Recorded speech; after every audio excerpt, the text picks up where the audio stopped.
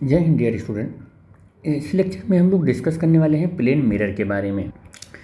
जो ये हम लोग रे ऑप्टिक्स पढ़ रहे हैं, रे ऑप्टिक्स में आप लोग बहुत कुछ चीज़ें 10th स्टैंडर्ड पर पढ़ कर आए हुए हो, तो बहुत ज़्यादा इसमें मतलब डिटेल में डिस्कस करने की ज़रूरत नहीं है। लेकिन और एक बात बता दूं आपको कि 12th स्टैंडर्ड पर बोर्ड में प्लेन मिरर की कभी डेफिनेशन या write about the plane mirror वगैरह ये नहीं आता है। मैं बस एक आपका कोई पॉइंट रह ना जाए, कोई ऐसा टॉपिक छूटे ना, इस वजह से हर एक चीज़ को एक्सप्लेन करता हुआ चल रहा हूँ। तो प्लेन मिरर अगर आपसे कोई पूछता है कि क्या है, तो आप बोल सकते हो कि आप plane mirror is a flat highly polished reflecting surface that from image by reflecting light ray according to the law of reflection. अगर प्लेन मिरर की बात करें कि बनता कैसे है, तो हम क्या करते हैं, एक ग्लास का स्लैब ले लेते हैं। ये हमारे पास एक ग्लास का स्लैब है, ये एक ग्लास का स्लैब है, ये एक ग्लास का स्लैब है। इस स्लैब पर पीछे हमने क्या किया, ये पिंक कलर का जो ये दिख रहा है, इस पिंक कलर को हमने क्या कर दिया, इसको कोटिंग कर दी। कैसे कोटिंग की, हमने सिल्वर्ड कर दिया। कोटिंग का मतलब यहाँ पर मैं सिल्वर्ड कह रहा हूँ, तो यहाँ पर मैंने इसको सिल्वर्ड कर दिया।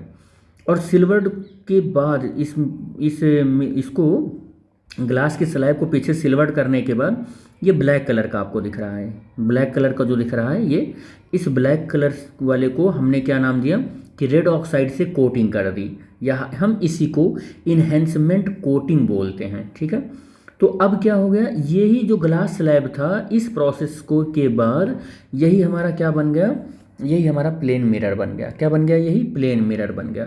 और ये वाला जो सरफेस है, इस सरफेस को हम बोलेंगे रिफ्लेक्टिंग सरफेस है। ये क्या हो गया, रिफ्लेक्टिंग सरफेस हो गया। और पीछे का ये जो पार्ट है, ये बिल्कुल ओपैक हो गया, मतलब अब इधर से कोई भी लाइट ट्रांसमिट नहीं हो सकती है। कोई भी लाइट आएगी ऐसे और इधर रिफ्लेक्ट बैक हो जाएगा।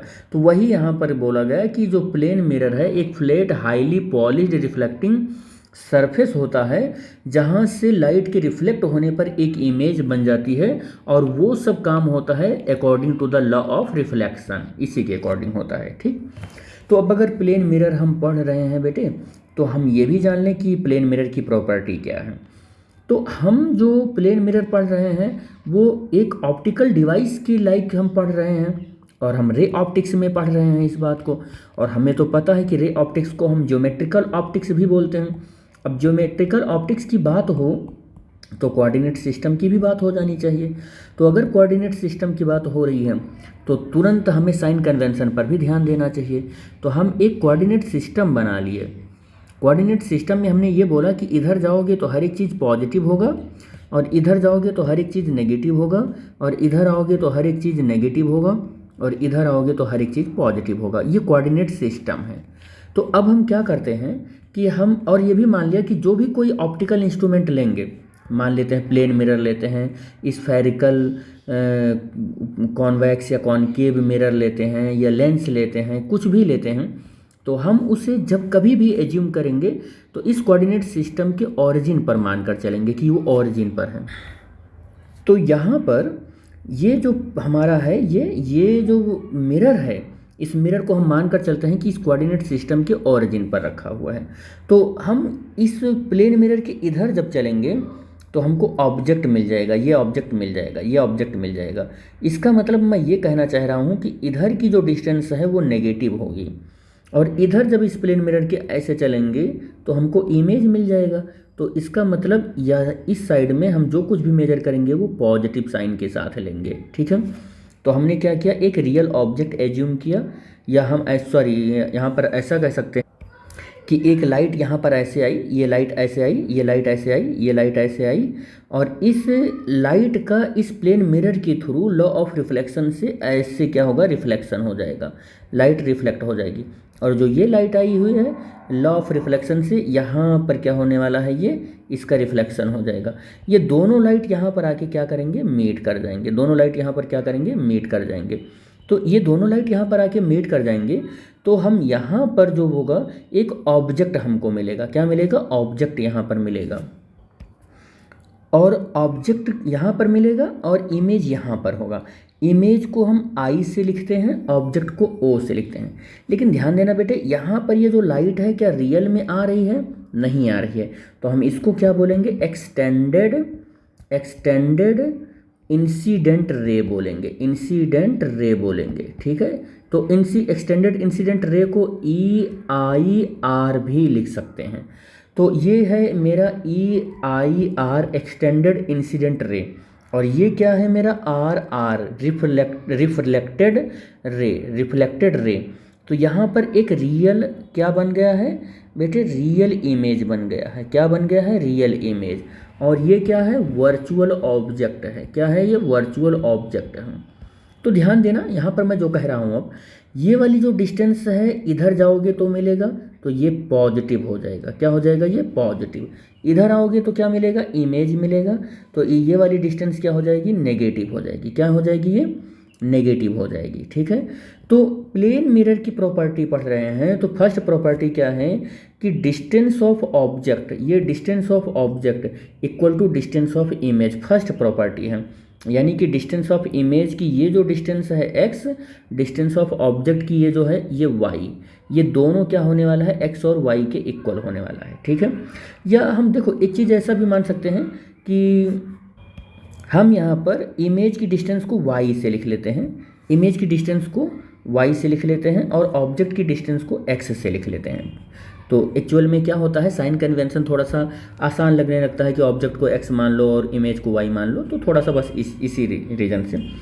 तो हम आगे अगर देखें तो distance of object, distance of image दोनों फर्स्ट प्रॉपर्टी है कि प्लेन मिरर के लिए इक्वल होता है। और डिस्टेंस ऑफ ऑब्जेक्ट को हमने क्या मान लिया, x मान लिया।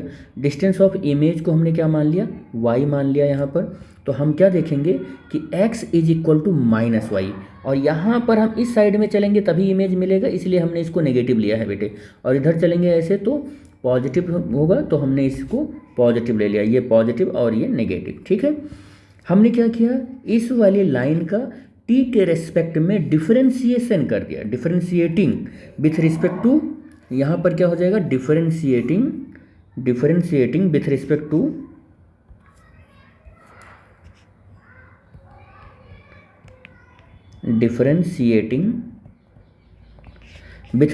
t। तो t यहाँ पर टाइम है, ये भी याद रखना। t के रिस्पेक्ट में हमने इसको डिफरेंशिएट किया।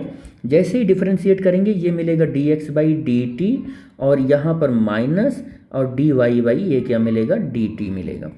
और ये क्या है बेटे, ये position of the object with respect time. तो एक तरीके का डिस्टेंस अपॉन टाइम ही बना। तो ये डिस्टेंस अपॉन टाइम क्या मिलेगा, वेलोसिटी ऑफ द ऑब्जेक्ट, यानी कि हम इसको vx लिख रहे हैं, और इसको vy लिख रहे हैं। लेकिन vx है क्या एग्जैक्टली, ये हम ऑब्जेक्ट वाली साइड लेकर चल रहे हैं ना, ये तो ऑब्जेक्ट वाली साइड लेकर चल रहे हैं, देखो ये। तो ये ऑब्जेक्ट की वेलोसिटी हो गई, ये इमेज की वेलोसिटी हो गई।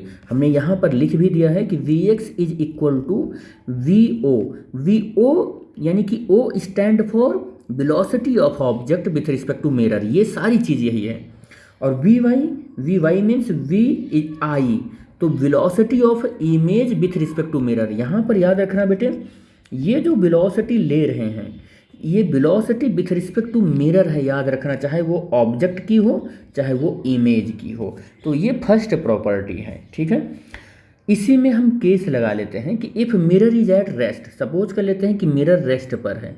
अगर मिरर रेस्ट पर है तो यही फॉर्मूला हमारा होने वाला है, vx is equal to vo लिख लेते हैं, vy की प्लेस पर vi लिख लेते हैं, और यही फार्मूला सेम रहने वाला है जब हमारा मिरर जो है वो रेस्ट पर। जैसे आप मिरर के सामने ऐसे खड़े हो और आप ऐसे खड़े हो और मिरर रेस्ट पर है, तो यही फार्मूला रहने वाला है। If mirror is in motion, suppose कर लेते हैं आप यहाँ पर खड़े हो और मिरर जो है आपके पास आ रहा है या आपसे दूर जा रहा है, या तो टूवर्ड्स द ऑब्जर्वर आ रहा है या सोर्स, या अवे फ्रॉम द सोर्स है। तो उस केस में यही फार्मूले को हम लिख सकते हैं कि वेलोसिटी ऑफ ऑब्जर्वर या सोर्स या object with respect to the mirror, velocity of image with respect to the mirror. अब रिलेटिव वेलोसिटी का कॉन्सेप्ट अगर आप अप्लाई करेंगे तो आप देखेंगे कि velocity of object with respect to mirror को आप लिख सकते हैं velocity of object minus velocity of mirror, velocity of image minus velocity of mirror. अब v o minus v m minus बाहर है ब्रैकेट के, अंदर में मल्टीप्लाई करोगे तो साइन बदल जाएगा। तो अंदर में देखो ये वाला प्लस में है यहाँ पर तो माइनस में हो गया, और ये माइनस में है तो यहाँ प्लस में हो जाएगा। यहाँ पर देखोगे कि वी आई इधर आ जाएगा और वी एम यहीं पर है, और ये वाला वी एम इधर आएगा तो टू वी एम बन जाएगा। ये बेटे क्या बनेगा, ये टू वी एम, और वी ओ इधर आएगा तो माइनस में हो जाएगा। यानी कि वेलोसिटी ऑफ इमेज अगर आपको देखना है तो वेलोसिटी ऑफ इमेज अगर आपको देखना है तो मिरर की वेलोसिटी को डबल करके और ऑब्जेक्ट की वेलोसिटी को माइनस कर दो, इमेज की वेलोसिटी आ जाएगी। डोंट वरी, अगर ये फार्मूला नहीं भी समझ में आ रहा है तो आप परेशान मत होना, हम इस फार्मूले के ऊपर न्यूमेरिकल करवाएंगे, काफ़ी न्यूमेरिकल करवाएंगे, आपको समझ में आ भी जाएगा। सेकंड प्रॉपर्टी की अगर हम बात करें तो image is erect and virtual. Image क्या होता है, जो प्लेन मिरर बनाता है वो इरेक्ट भी होता है और वर्चुअल भी होता है। सेकंड प्रॉपर्टी है ये, बेटे याद रखना। हम पढ़ रहे हैं property of plane mirror. Property of plane mirror में फर्स्ट प्रॉपर्टी हमने देखी कि distance of object equal to distance of image, और हमने उसके रेफरेंस में वेलोसिटी भी कैलकुलेट कर ली अपने ऑब्जेक्ट का, इमेज का, या हम कह सकते हैं कि इमेज की velocity with respect to the mirror. Second property हमारी हो गई कि हम वर्चुअल और इरेक्ट इमेज पाते हैं प्लेन मिरर जो इमेज बनाता है। थर्ड प्रॉपर्टी हम पढ़ने वाले हैं कि there is a lateral inversion in the image. जैसे लैटरल इन्वर्जन की बात बताऊं कि जैसे आप प्लेन मिरर के सामने खड़े हुए हैं, आप ऐसे खड़े हुए हैं तो आपके राइट हैंड साइड में एक जेब होती है, पॉकेट होती है शर्ट में, तो वो मिरर में जब इमेज बनेगा तो इस इमेज में लेफ्ट हैंड साइड में रहेगा, वो जो पॉकेट है वो लेफ्ट हैंड साइड में रहेगा। इसी को हम लैटरल इन्वर्जन बोलते हैं। इसी को क्या बोलते हैं, लैटरल इन्वर्जन, दाएं का बाएं, बाएं का दाएं हो जाना। The left side of the object appear as the right side of the image. ठीक है, इमेज में राइट साइड दिखेगा अगर ऑब्जेक्ट के लेफ्ट हैंड साइड में है तो, या ऑब्जेक्ट के राइट हैंड साइड में है तो इमेज में लेफ्ट हैंड साइड में दिखेगा। ठीक है, यही मेन लैटरल इन्वर्जन की ही वजह से एम्बुलेंस के अंदर या गाड़ियों पर एम्बुलेंस जो होता है वो उल्टा लिखा हुआ नज़र आता है, उल्टा लिखा जाता है एम्बुलेंस।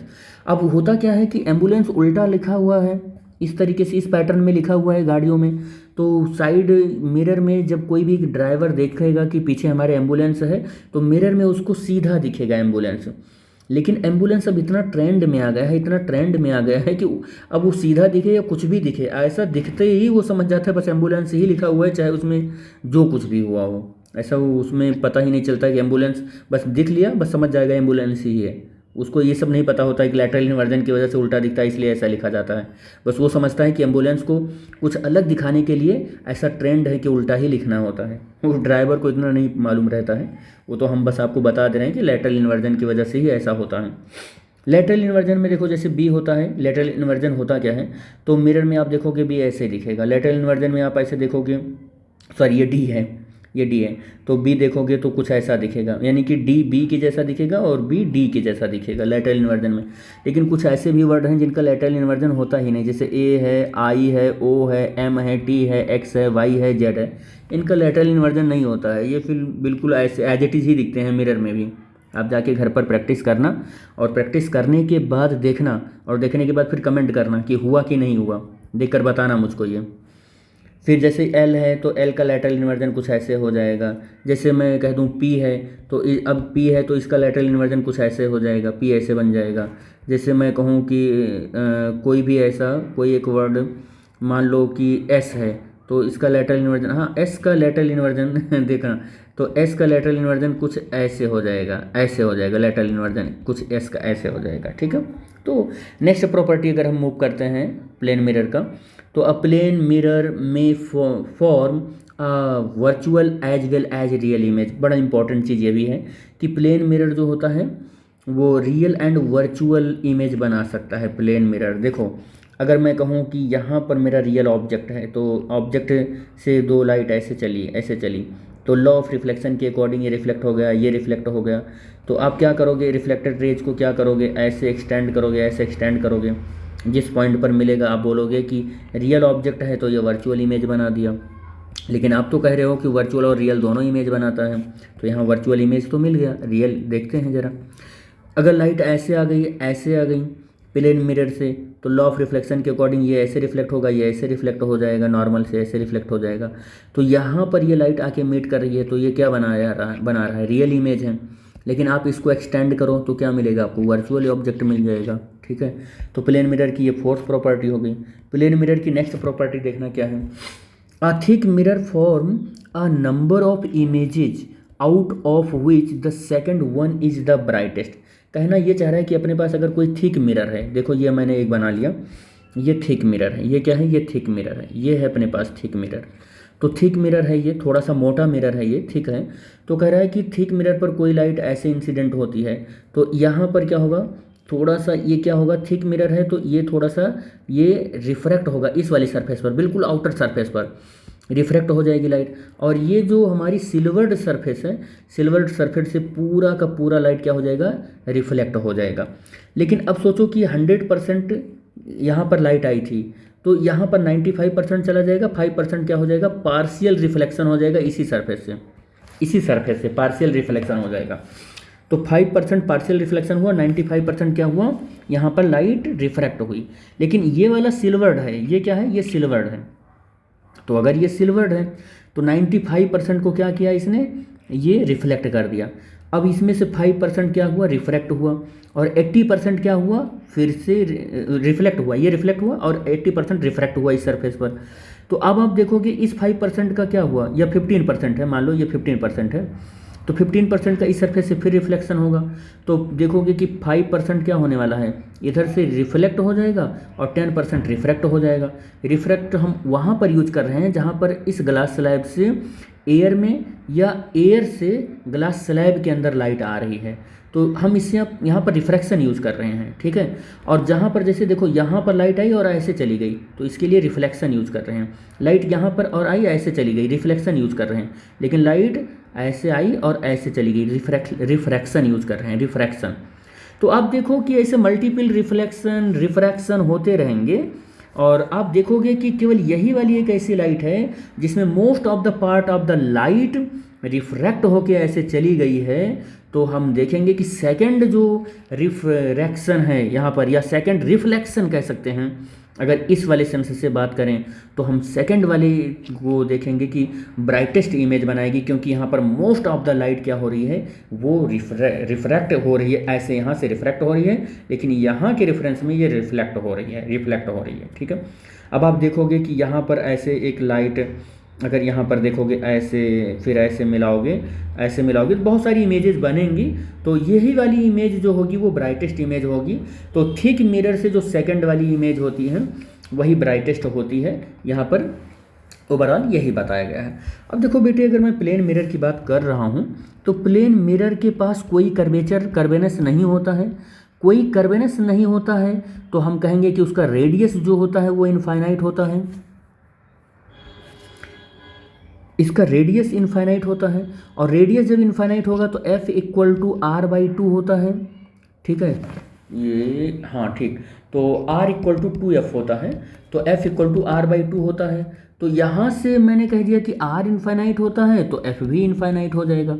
तो मैंने नोट पॉइंट में वही लिख दिया आपके लिए कि किसी प्लेन मिरर के लिए फोकस इनफाइनाइट होता है, रेडियस ऑफ कर्वेचर इनफाइनाइट होता है, और पावर की अगर मैं बात करूँ तो पावर 1/f होता है। तो जिसका फोकस इनफाइनाइट है तो उसका पावर क्या हो जाएगा बेटे, 0 नहीं हो जाएगा, उसका पावर 0 हो जाएगा। और जिसका पावर 0 होगा, अब तो देखना ध्यान से, और फोकस इन्फिनिटी है और आर रेडियस है, उसका मैग्नीफिकेशन देखना 1 है। अब मैग्नीफिकेशन 1 कैसे है देखना ध्यान से। यहाँ पर मैंने एक बात आपको बोली है, क्या बोल रखी है मैंने, कि डिस्टेंस ऑफ ऑब्जेक्ट और डिस्टेंस ऑफ इमेज, यानी कि u और v दोनों सेम है, मैग्नीफिकेशन u/v होता है। अब क्या होगा, दोनों सेम होता है तो कट कर क्या हो जाएगा, 1 आ जाएगा, तो -1 हो गया। मैग्नीफिकेशन अगर मैं मैग्नीट्यूड की बात करूं तो क्या हो जाएगा, 1 हो जाएगा, मैग्नीफिकेशन 1 हो जाएगा ऐसे केस के लिए। ठीक है, नेक्स्ट, तो आगे हम लोग बढ़ते हैं। इसमें कई सारी प्रॉपर्टी मैं आपको बताऊंगा, थोड़ा प्लेन मिरर में थोड़ा सा मैं डिस्कस कर लेता हूं।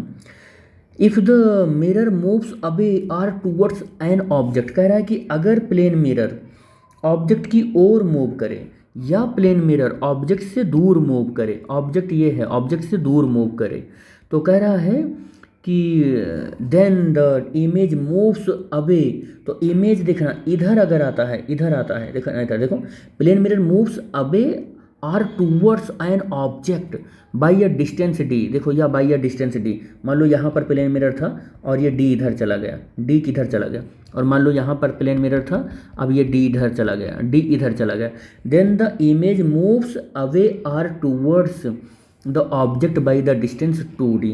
तो अब देखना जरा कि अब यहाँ पर रहा होगा प्लेन मिरर, तो इमेज यहाँ कहीं बन रहा होगा, इमेज यहाँ कहीं बन रहा होगा। अब यहाँ की सिचुएशन आ गई तो इमेज यहाँ कहीं बन रहा होगा, यानी कि पहले की पोजीशन ये रही होगी और नई पोजीशन ये है। तो कह रहा है कि अगर मेरा plane mirror D distance move किया होगा, ये डिस्टेंस डी मूव किया होगा, ये डिस्टेंस, तो इमेज मेरा कितना मूव किया गया होगा, 2D मूव कर दिया गया होगा। जैसे इस वाले केस में पहले मिरर यहाँ रहा होगा, ये कितना मूव किया, डी डिस्टेंस मूव किया। कैसे मूव किया है, ऑब्जेक्ट से दूर की ओर मूव किया है, अवे फ्रॉम द ऑब्जेक्ट। तो इमेज इसकी पहले यहाँ कहीं बन रही होगी, अब इमेज यहाँ कहीं बनेगी, आई डैश यहाँ कहीं बनेगी। तो कह रहा है कि इमेज कितना मूव करेगा, 2D मूव करेगा, ये 2D मूव करेगा। कह रहा है कि ऑब्जेक्ट से की ओर आए मिरर या दूर जाए, अबे दूर जाए या टूवर्ड्स, या मतलब ऑब्जेक्ट से जो मेरा मिरर है ये पास आए या इस केस की जैसा दूर जाए। तो हम ये देखेंगे कि अगर मिरर ने डी डिस्टेंस मूव किया, मिरर ने डी डिस्टेंस मूव किया, तो हमारा इमेज कितना मूव कर जाएगा, 2D मूव कर जाएगा। कितना मूव कर जाएगा बेटा, 2D मूव कर जाएगा। नेक्स्ट जो प्रॉपर्टी है, नेक्स्ट प्रॉपर्टी हम लोग देख लेते हैं। कह रहा if an object moves towards, देखिए ऑब्जेक्ट जो है अब की बार प्लेन मिरर रेस्ट पर है, देख ध्यान देना। अब इससे पहले वाले केस में प्लेन मिरर चल रहा था, ऑब्जेक्ट रेस्ट में था, ये रेस्ट में था, इसकी वेलोसिटी ऑब्जेक्ट की 0 थी। अब की बार क्या करना है कि ऑब्जेक्ट हमारा चल रहा है, प्लेन मिरर मेरा रेस्ट पर है, प्लेन मिरर मेरा रेस्ट पर है। तो कह रहा ऑब्जेक्ट चाहे प्लेन मिरर की ओर आए और चाहे ऑब्जेक्ट जो है प्लेन मिरर से दूर चला जाए। देखिए away from the plane mirror या towards the plane mirror object का मूवमेंट होना चाहिए। देखो ये तो कह रहा है with a certain speed v, कह रहा और ये ऑब्जेक्ट की स्पीड क्या है, v है, ऑब्जेक्ट की मूव करने की स्पीड क्या है, v है। Then the image also moves towards और away from the mirror and with same speed v। देखो अगर मेरा मिरर चल नहीं रहा है, मिरर रेस्ट पर है, तो अगर मेरा ऑब्जेक्ट v स्पीड से इधर आ रहा है तो इमेज भी v स्पीड से इधर ही आएगा। और अगर मेरा मिरर यहाँ रुका हुआ है, तो अगर ऑब्जेक्ट मेरा अवे फ्रॉम द मिरर है, v स्पीड से दूर जा रहा है, तो इमेज भी मेरा अवे फ्रॉम द मिरर होगा और v स्पीड से जाएगा, सेम स्पीड में रहेगा। बशर्ते कंडीशन यह है कि मिरर को चलना नहीं होगा, mirror is at rest, mirror rest पर होना चाहिए। This is the specific condition, ठीक है, बहुत स्पेसिफिक कंडीशन है।